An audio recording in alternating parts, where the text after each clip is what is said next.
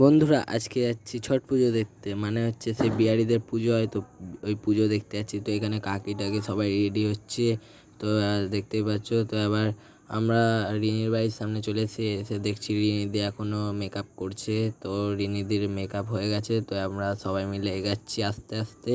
তো এবার যাবো আদর্শ সমিতি, মানে যাদের সঙ্গে যাচ্ছি তো তাদের বাড়ি যাচ্ছি আদর্শ সমিতির ওখান থেকে।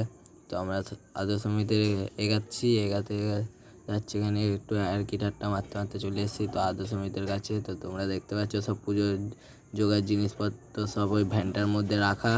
তো এবার চলে এসেছি জোড়াপুকুর, তো আদর্শ সমিতির থেকে জোড়াপুকুর এসেছি। তো দেখতে পাচ্ছ অনেক ভিড়।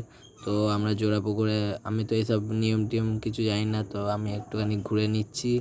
তো অনেক এনজয় করলাম। তো এখানে অনেক কাকিমা আছে, সবাই ছবি তুলছে।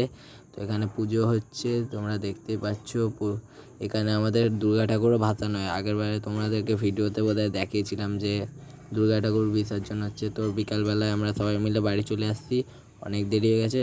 তো ভিডিওটা এত অবধি থাকলো, ভালো লাগলে লাইক সাবস্ক্রাইব করো। Tata, bye bye.